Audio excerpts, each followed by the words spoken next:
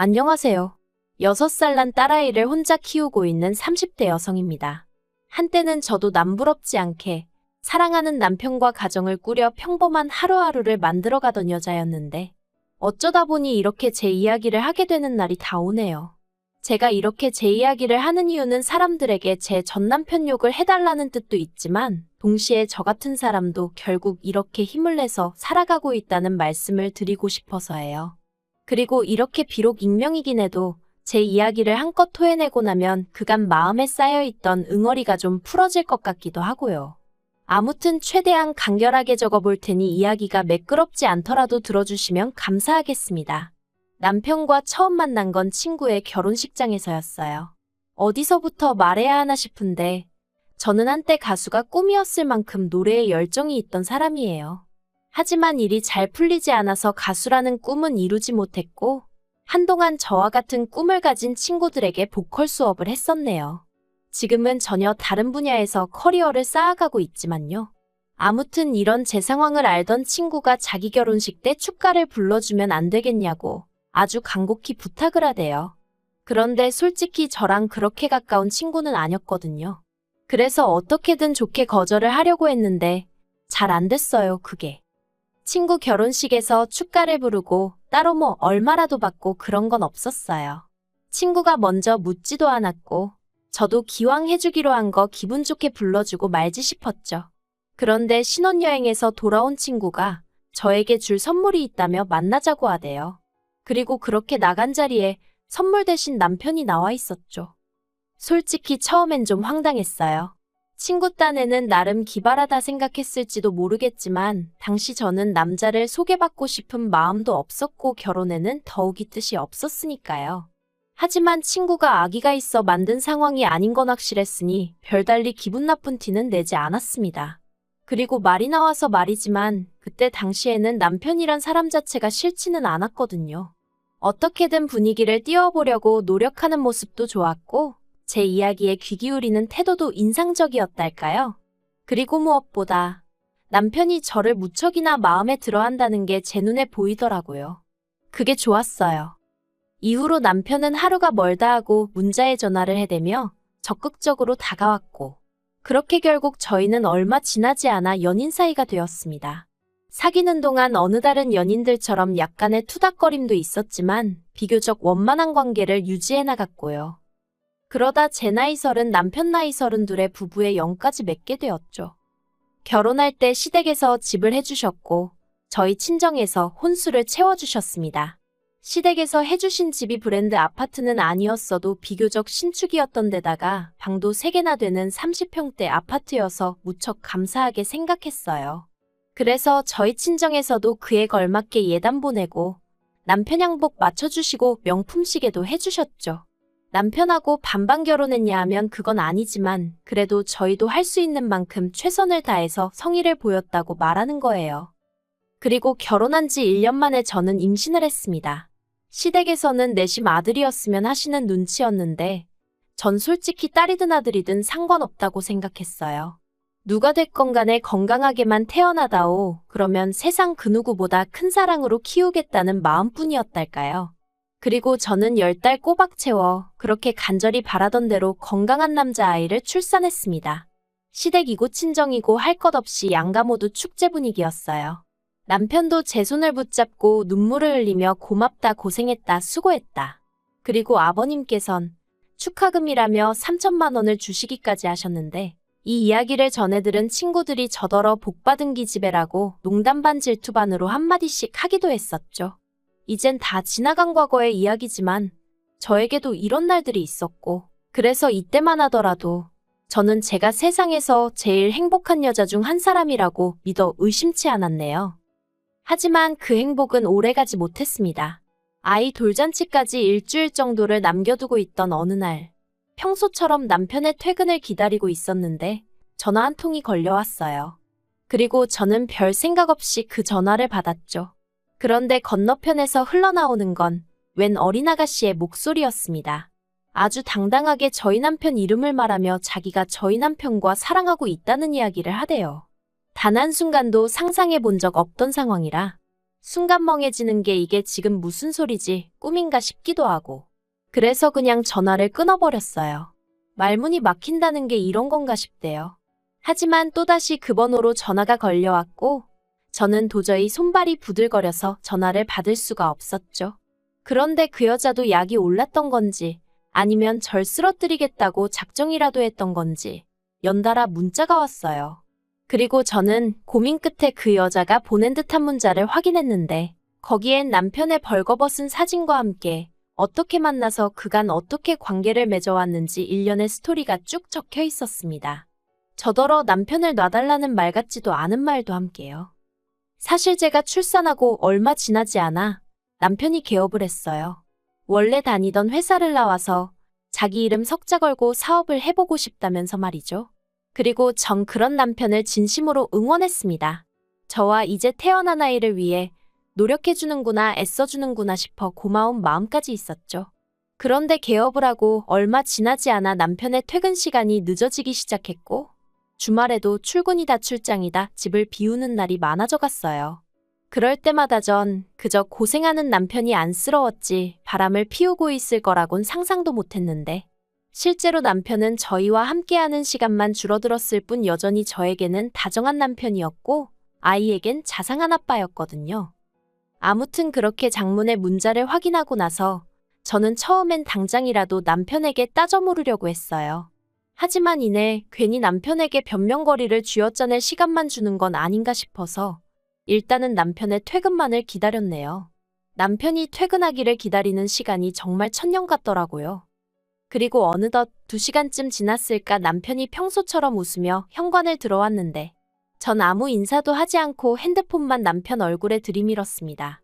그리고 이 여자 누구냐고 물으니 금세 사색이 되어서는 일 때문에 알게 된 여자라면서 그 이상 그 이하도 아니랍니다.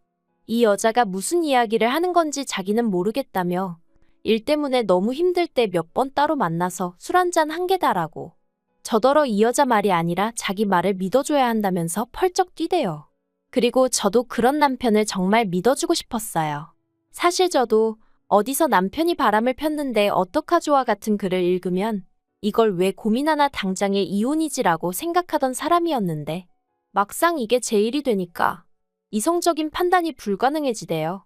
그리고 제 앞에서 정말 오해라며 싹싹 빌고 있는 남편도 왠지 진실만을 말하고 있는 것처럼 느껴졌고요.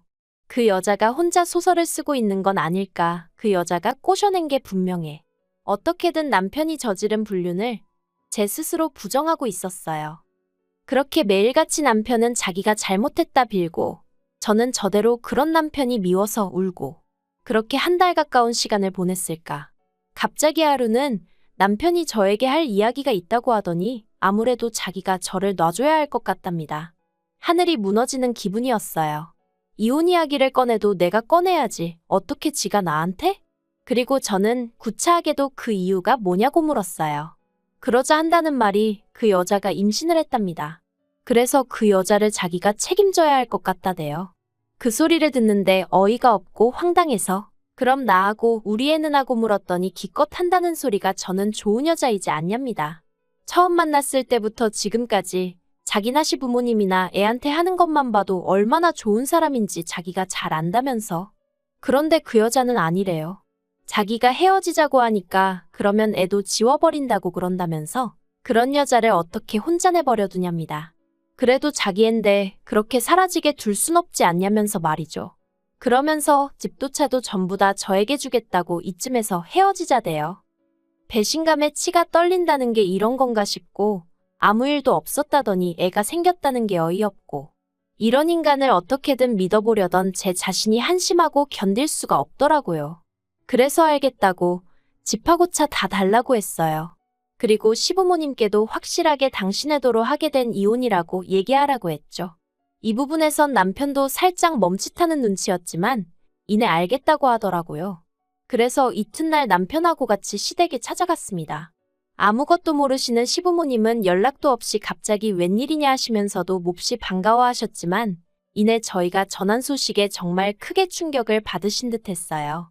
평소에 그렇게 다정하고 상냥하셨던 어머님이 남편더러 네가 사람이냐고 악을 쓰셨고 아버님도 남편을 죽일 듯이 두들겨 패시더니 집하고 차뿐이냐며 당신이 미안하다고 위자료는 넉넉히 챙겨줄 테니 애 때문에라도 연락은 끊지 말고 살자 하시더라고요. 제가 간결하게 적느라 지금 이런데 정말 난리도 그런 난리가 없었어요. 그리고 얼마 안 가 바로 이혼 절차를 밟았습니다. 준다는 재산은 싹 다 받았고 남편이 일주일에 한 번은 애를 보여달래서 제정신이냐고 한 달에 한 번도 많다고 그렇게 합의하고 마음 같아선 평생 보여주기 싫었는데 그게 그렇게는 안 된다고 하더라고요.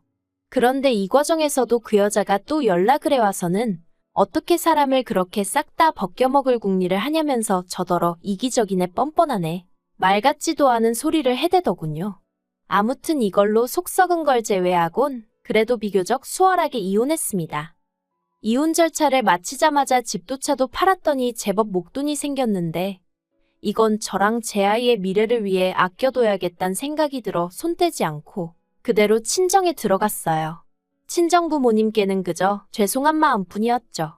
주변 사람들한테 딸 자랑하는 재미로 사셨을 텐데 괜히 얼굴에 먹칠을 한 것 같았거든요. 물론 이런 제 생각을 말씀드리며 죄송하다 하니 친정 부모님께선 그게 무슨 말 같지도 않은 소리냐며 이래도 저래도 당신들의 하나뿐인 소중한 딸이라고 제 잘못도 아닌데 절대로 주눅 들지 말라고 하셨지만요. 한편 저는 바로 직장을 구했습니다. 결혼 전 다니던 회사로 돌아가기엔 시간이 많이 흘러서 힘들 줄 알았는데 회사에서 가깝게 지내던 상사에게 연락을 하니 마침 구인 중이었다면서 잘 됐다고 얼른 돌아오라고 하더라고요. 다행이었죠. 사실 돈이 궁했던 건 아니지만 집에만 있으면 미칠 것 같았거든요. 물론 여전히 지금도 속에서 울컥하고 뭔가 올라올 때가 있긴 하지만 그래도 지금은 많이 안정되고 편해졌어요. 아무튼 그러다 한 달 전 주말이었습니다. 아이가 남편을 만나는 날이었는데 보통은 원래 제가 아침에 남편에게 아이를 데려다주고 저녁에 남편이 데려다주거든요. 그런데 어째서인지 그날따라 남편이 자기가 데리러 오겠다더니 저더러 애 데리고 놀이공원에라도 갈까 하는데 같이 가겠냐는 거예요. 그래서 제가 제정신이냐고 됐다고 애나 제대로 놀아주라고 했어요. 그랬더니 그러면 저녁이라도 같이 먹을 거냐는데 어이가 없어서. 그래서 제발 쓸데없는 소리 하지 말고 눈앞에서 사라지라고 했죠. 그리고 그날 저녁 남편이 애를 데려다 주러 왔는데 애는 집에 먼저 들여보내고 저더러 얘기 좀 하자며 저를 붙잡는 거예요. 마주하기가 죽기보다 싫었지만 그래도 애에 관한 이야기인가 싶어서 그렇게 집 근처 카페로 향했습니다. 그런데 남편이 저랑 마주 앉더니 우리 처음 만났을 때 생각나냐? 그때 너 참 예뻤다. 하나마나한 쓸데없는 소리를 늘어놓는 게 아니겠어요. 그래서 제가 이딴 소리나 할 거면 가겠다니까 잠깐만 있어보라더니 자기가 아무래도 큰 실수를 한 것 같다는 거예요. 도대체 무슨 소린가 싶어서 남편을 가만히 쳐다보니까 그 여자 애가 자기 애가 아니랍니다. 저는 처음에 뜬금없이 무슨 소리를 하는 건가 싶었죠. 그런데 남편이 깊이 숨을 한 번 들이쉬더니 얼마 전에 우연한 기회로 애 혈액형 검사를 하게 되었는데 아무리 생각해도 말이 안 되는 결과가 나와서 그 여자 몰래 유전자 검사를 했는데 자기 애가 아니라고 나왔대요. 그리고는 그 여자한테는 이미 이혼하자고 얘기해뒀다면서 자기한테 진짜 염치 없다는 거 아는데 한 번만 기회를 주면 안 되겠냐입니다. 그런데 그 이야기를 듣는데 자꾸 피식피식 웃음이 나는 거예요. 이 인간 천벌 받는구나, 천벌이라는 게 있긴 있구나 싶은 게. 결국 제가 소리내서 깔깔 웃다가 기회 같은 소리 한다고 됐다고 했어요. 그리곤 먼저 일어나서 뒤돌아 집으로 오는데 그렇게 가벼운 발걸음은 참으로 오랜만이었네요. 그리고 얼마 뒤 설마 했는데 그 여자한테도 연락이 왔습니다. 저더러 자기 남편한테 무슨 짓을 했길래 이혼 이야기가 나오는 거냐면서 유전자 검사도 제가 해보라고 부추긴 거냐며 저한테 화를 내더라고요. 황당해서 내가 그런 짓을 왜 하겠냐고 이런 전화하지 말라고 했네요. 불쾌하다고요. 그랬더니 기껏 한다는 소리가 제가 뒤에서 조종한 게 아니라면 제가 정말 떳떳하다면 저희 남편한테 자기랑 이혼할 때 하더라도 저한테 한 것처럼 집이랑 그런 건 좀 넘겨주게 도와주면 안 되냐입니다. 같은 여자로서 자기가 불쌍하지도 않냐면서요. 어이가 없었죠. 왜 지랑 나랑 같은 여자라고 싸잡아서 묵는 건지. 그래서 너는 남이 남자나 뺏은 상관여고 나는 피해자라고. 그러니까 헛소리 한 번만 더 하면 그때 못한 상간녀 소송 지금이라도 해버릴 테니까 그 입 다물라고 했네요. 정말이지. 전화를 끊고 나서도 황당하고 분해서 몇 날 며칠 밤잠을 다 설쳤다니까요. 이후로 남편에게선 꾸준히 연락이 왔지만 단 한 번도 답장하지 않았어요.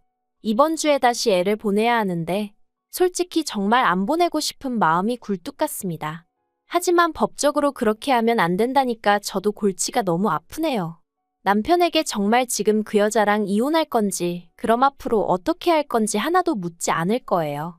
그랬다간 괜히 제가 지한테 무슨 미련이라도 있는 줄 오해할까봐 무섭거든요. 그리고 솔직히 전혀 궁금하지 않기도 하고요. 그런 이야기 도란도란 나눌 정도로 얼마나 좋은 것도 아니고.